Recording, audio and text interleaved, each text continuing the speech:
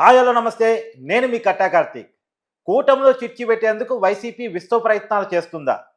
వరుస కామెంట్స్ కావచ్చు, వరుస వివాదాలు కావచ్చు, వైసీపీ క్రియేటివిటీ నుంచే అవన్నీ వస్తున్నాయా? వైసీపీ చేస్తున్న కుట్రేంటి? కూటమి అనుమానాల్లో ఉన్న నిజమెంత? మాట్లాడుకునే ప్రయత్నం చేద్దాం. మనతో ఉన్నారు సీనియర్ జర్నలిస్ట్ లలిత్ కుమార్ గారు. సార్ నమస్కారం సార్. నమస్తే కార్తీక్. సార్, కూటమిలో చిచ్చు పెట్టే ప్రయత్నం వైసీపీ చేస్తుంది. ఇప్పుడు లోకేష్‌ను సీఎంఓ, డిప్యూటీ సీఎంఓ అనే వాదన వెనకాల, లేదు Pawan Kalyan CMO, deputy CMO అనే సీఎం అనే వాదన వెనకాల, లేదు పవన్ కళ్యాణ్ ఇమేజ్‌ని పెంచి టీడీపీ ఇమేజ్‌ని తగ్గించడం, లేదా టీడీపీ ఇమేజ్‌ని పెంచి పవన్ కళ్యాణ్‌ని తగ్గించడం. ఇదంతా కూడా వైసీపీ ఓ స్క్రిప్ట్ ప్రకారం ప్లాన్ చేస్తుందని ప్రచారం నడుస్తుంది. నిజమేనా? తప్పకుండా ఇది 100%. ఇది గత ఒక వారం రోజుల నుంచి వైసీపీ ముందున్న ప్రధాన టార్గెట్ ఏంటంటే కూటమిని విచ్ఛిన్నం చేయాలి. హ్మ్. ఎందుకంటే వాళ్లకు భవిష్యత్తు ఉండాలంటే వీళ్ళు కలిసి ఉండకూడదు. హ్మ్. దీని మీద వర్క్ చేస్తా ఉంది. హ్మ్. వీళ్ళు కనుక కలిసి ఉంటే వైసీపీ పార్టీ ఉండదు అనే విషయము వాళ్ళకు తెలుసు. క్లారిటీ వచ్చింది. ఎలాగైనా మనం ఈ కూటమిలో చిచ్చు రగిలించి వీళ్ళు విడిపోయే రకంగా చేయాలా. ఎందుకంటే ఒకవేళ విడిపోయినా ఇప్పుడు టీడీపీకి ఏమిటి 134 ఉన్నాయి. వాళ్ళు గవర్నమెంట్ ఫామ్ చేసేసుకునే ఇది ఉంది. వీళ్ళ మధ్య మనస్పర్ధలు తీసుకొస్తే పవన్ కళ్యాణ్ బయటకు వచ్చేస్తాడు. పవన్ కళ్యాణ్ వచ్చేస్తే బీజేపీ వచ్చేస్తుంది. ఇంకా వాళ్ళు కొట్లాడుకుంటుంటారు. ఆ మధ్యలో మనం దూరి మనం ఎంజాయ్మెంట్ మనము చేయొచ్చు అనే ఉద్దేశంతో చేస్తారు. దీన్ని ప్లానెడ్గా ఎలా చేస్తున్నారంటే నాయకుల స్థాయిలో చేయాలని ప్రయత్నం చేశారు. చేసి అది వర్కౌట్ కాకపోయేసరికి భంగపడ్డారు.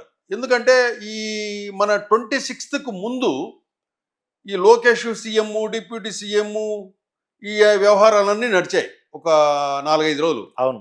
నడిచిన తర్వాత దావోస్ నుంచి వీళ్ళు అది మీరెవరు మాట్లాడద్దన్నారు, పవన్ కళ్యాణ్ గారు మాట్లాడద్దన్నారు. పవన్ కళ్యాణ్ గారు కూడా ఏం చెప్పారంటే అసలు ప్రజలకు సేవ చేద్దాంరా, పదవులు కాదు. పదవుల మీద నాకు ఆశ, నేను గొప్పని అయిపోయేసి పెద్ద పదవి వేసేసుకొని కాదు, పని చేయాలి, నేను సర్వీస్ చేయాలి, నేను పాలిటిక్స్లో పబ్లిక్ అనే ఉద్దేశంతో ఆయన ఒక లెటర్ కూడా ఇచ్చాడు, బహిరంగ లేఖ రాశాడు. అయిపోయిన తర్వాత 26th మనం చూసాం పోలీస్ పెరేడ్. దానికి సంబంధించి చంద్రబాబు నాయుడు గారు, పవన్ కళ్యాణ్ గారు, లోకేష్ గారు ముగ్గురు ఎంతో సంతోషంగా ఆనందంగా డయాస్ మీద వాళ్ళు చిట్చాట్ చేసుకోవటము, ఆ విజువల్స్ అన్ని మనం చూసాం. అప్పుడు ఏమనిపించింది వైసీపీకి, వీళ్ళ మధ్య మనం చిచ్చు పెట్టలేము, నెక్స్ట్ ఆప్షన్ ఏంటి అని వైసీపీ ఏం చేసిందంటే కార్యకర్తల్లో మనం అలజడి సృష్టించాలి. వైసీపీ కార్యకర్తలు అండ్ టీడీపీ కార్యకర్తలు, బీజేపీ, ఈ ముగ్గురు మధ్య మనం అలజడి సృష్టించాలి అనే ఉద్దేశంతో సోషల్ మీడియా ద్వారా ఏం చేస్తుందంటే ట్విట్టరు, ఫేస్బుక్, ఇతరత్ర యూట్యూబ్ ఛానల్స్ ద్వారా ఈ టీడీపీకి జనసేనకు మధ్య మేము లేకపోతే మీరు లేరు అని ఒకటి ఉంటుంది టైటిల్. లేదా పవన్ కళ్యాణ్ కించపరుస్తున్నట్టు, ఏదో చంద్రబాబు నాయుడు గారు ఏదో వార్నింగ్ ఇస్తున్నట్టు, ఇట్లాంటి మళ్ళీ ఇమేజ్లు తయారు చేస్తారు. అంటే వాళ్ళు హర్ట్ కావాలా జన సైనికులు చూసేసి. ఆ పైన ఐడీస్ ఏముంటాయంటే నరేంద్ర చౌదరి అని ఉంటుంది. అక్కడ పవన్ కళ్యాణ్ కించపరుస్తున్నట్టు, చంద్రబాబు నాయుడు పవన్ కళ్యాణ్ ఏదో అంటున్నట్టు ఒక ఇమేజ్ తయారు చేసి పెడతారు. ఆ చూసిన జన సైనికులు ఏమనుకుంటారంటే పైన చౌదరి అని యాడ్ ఉంది కదా, టీడీపీ వాళ్ళు చూడు మా పవన్ కళ్యాణ్ ఎంత దారుణంగా చేశారో అని వాళ్ళ మీద గ్లడ్జ్ పెంచుతుంది. ఇంకోటి దాని తర్వాత ఏం చేస్తారంటే నాయుడు అనే ఒక ఐడి ఉంటుంది. నాయుడు అనే ఐడి మీద పవన్ కళ్యాణ్ చంద్రబాబు నాయుడును తిడుతున్నట్లో, తక్కువ చేస్తున్నట్లో, అసలు పవన్ కళ్యాణ్ లేకపోతే చంద్రబాబు సీఎంఏ కాదు, నేను లేకపోతే మీ బతుకెంత అన్నట్లో ఇట్లాంటి ఇమేజ్లు తయారు చేసి దాంట్లో పెడతారు. అప్పుడు ఈ కమ్మాస్ అంతా ఇది చూసుకుంటారు, పైన నాయుడు అని ఉంది కదా, వీడు కాపు, చంద్రబాబుని ఏమంటున్నారు అని చెప్పి వాళ్ళల్లో ఒక ఉద్దేశపూరితమైన ఆలోచనలు రగిలిస్తారు. దీంట్లో ఒక ప్లాన్ ఉంది. ఇంకోటి ఏంటంటే దీంట్లో ఇంకొక తరహా ప్లాన్ ఎలా ఉంటుందంటే వైసీపీకి సంబంధించిన నాయకులే మొదట ఇంటర్వ్యూలు ఇస్తారు. ఇంక నెక్స్ట్ ఆల్రెడీ మొదలు పెట్టారు ఇంటర్వ్యూలు. ఎట్లుంటుందంటే జగన్మోహన్ రెడ్డిని తిడతారు. చెయ్యి జగన్మోహన్ రెడ్డి అంతా సర్వనాశనం చేసిన మా కొంప ముచ్చినాడు జగన్మోహన్ రెడ్డి అని తిడుతూ ఏదో మంచి మాటలు చెప్తున్నట్లు మెల్లిగా ఏం చేస్తారంటే ఆ, పవన్ కళ్యాణ్ లేకపోతే టీడీపీ సున్నా అండి అని ఇట్లా రెచ్చగొడతారు. అది ఎట్లా పోతుంది? కార్యకర్తలు కూడా, జనసేన కార్యకర్తలు దాన్ని తీసుకుంటారు. మా పవన్ కళ్యాణ్ లేకపోతే మీరెక్కడున్నారు అని వీళ్ళు గొడవ పడతారు వాళ్ళతో. అట్లా ఫస్ట్ పవన్ కళ్యాణ్ను టీడీపీ నుంచి బయటికి లాగాలనే ఉద్దేశంతో తీవ్రంగా ప్రయత్నాలు చేస్తున్నారు. అట్లా ఒక్కొక్కరు ఇంకా బయటకు వస్తారు చూడండి.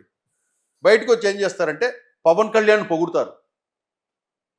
పవన్ కళ్యాణ్ చాలా బాగా చేస్తున్నాడండి అని. మళ్ళీ లోకేష్ ఇంకొకరు పొగుడుతారు, అవును.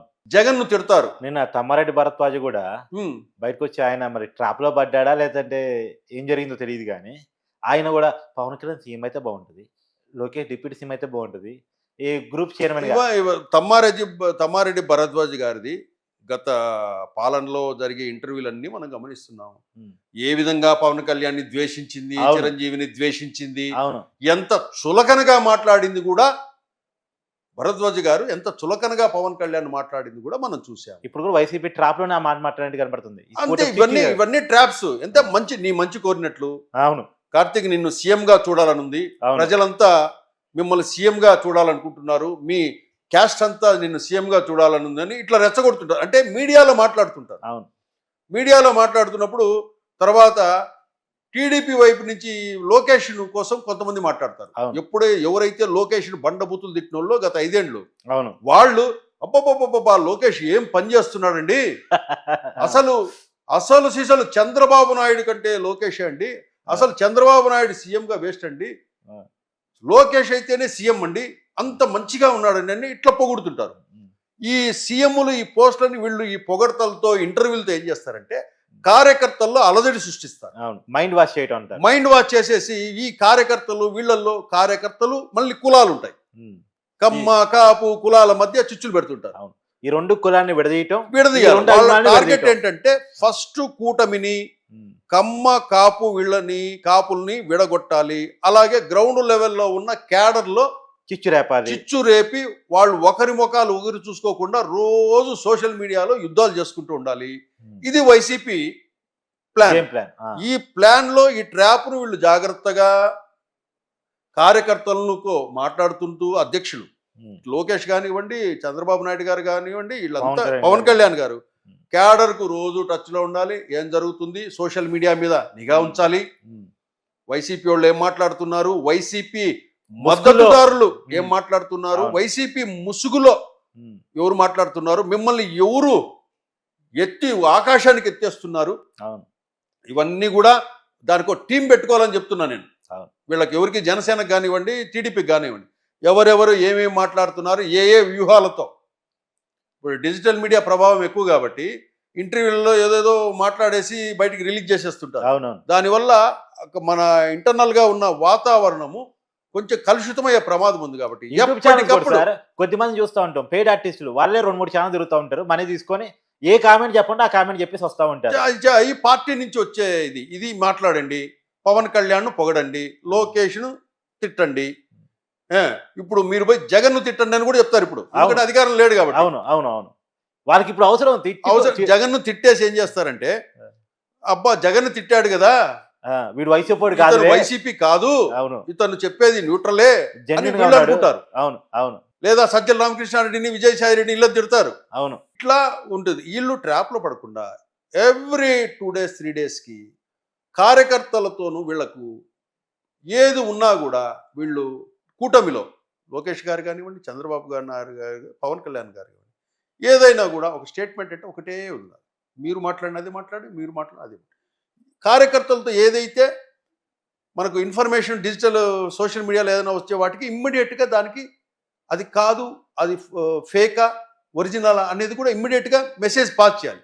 ఎందుకంటే వాళ్ళలో ఉద్వేగాలు రగలకుండా, వాళ్ళ మధ్య చిచ్చు ఏర్పడకుండా, గ్యాప్ ఏర్పడకుండా సాన్నిహిత్యంతో కలుసుకొని వాళ్ళొకరే కాదు, మిగతా సామాజిక వర్గాలన్నీ ఉన్న ఎస్సీలు, ఎస్టీలు, బీసీలు, రెడ్లు, మాల, మాదిగ, కమ్మ, కాపు వీళ్ళందరినీ కూడా ఉద్వేగాలకు లోను కాకుండా ప్రతి 2-3 రోజులకు వారానికి ఒకసారి మీరు మాట్లాడుతుండాలా, కలుస్తూ ఉండాలా, మీరు కలిసి కూర్చునే విజువల్స్ కూడా కావాలా ప్రజలకి. మీరు ఎంత సన్నిహితంగా ఉన్నారు, ఎంత ఫ్రెండ్లీగా ఉన్నారు. ఇంకో విషయం ఏంటంటే వీళ్ళు పవన్ కళ్యాణ్, లోకేష్ ఇది మాట్లాడుకుంటారు కదా, ప్రతిరోజు ఈ సోషల్ మీడియాలో వచ్చే ఈ వైసీపీ వాళ్ళు వేసే ప్లాన్స్ అన్నీ చూసి ఫోన్ చేసి మాట్లాడి నవ్వుకుంటుంటారు తెలుసా. లోకేష్ గారు రోజు పవన్ కళ్యాణ్ గారికి ఫోన్ చేస్తారు.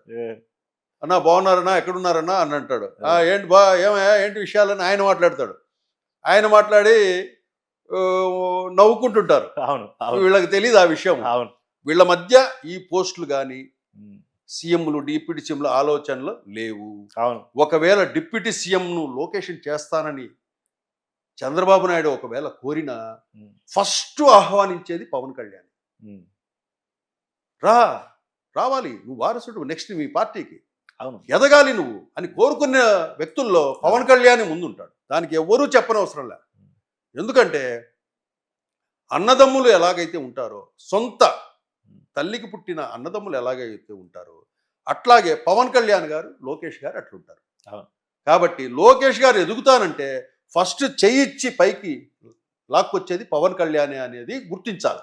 ఇట్లా జన సైనికులు కానివ్వండి, టీడీపీ వాళ్ళు కానివ్వండి, ఇది వారిద్దరి మధ్య లేని గ్యాప్ ఏమీ లేవు. బయట సోషల్ మీడియాలో క్రియేట్ చేసే వాళ్ళ భ్రమలో పడొద్దు. కాబట్టి పవన్ కళ్యాణ్ గారి మెంటాలిటీకి ఆయన కష్టపడి వచ్చినోడు, కష్టపడి సక్సెస్ సాధించినోడు లోకేష్ ఎదగాలని కోరుకుంటాడు. పవన్ కళ్యాణ్ గారు కూడా, ఎందుకంటే ఆయనకి తెలుసు కష్టం విలువ. అతను రాజకీయాలను నమ్ముకున్నాడు. అతను ప్రొఫెషన్ ఒక చంద్రబాబు నాయుడు కుమారుడు, ఒక ఎన్టీ రామారావు గారి మనవడు. ఎదగాలని ఫస్ట్ కోరుకునే వ్యక్తుల్లో ఉండేది ఎవరంటే పవన్ కళ్యాణ్ గారే. ఈ విషయము జన సైనికులు అండ్ టీడీపీ వాళ్ళు ప్లస్ కమ్మ కాపు సామాజిక వర్గాలు, ప్రజలందరూ కూడా, ఎస్సీ ఎస్టీ బీసీ మైనార్టీ వర్గాలు కూడా గమనించుకోవాలి. Thank you sir. Thank you.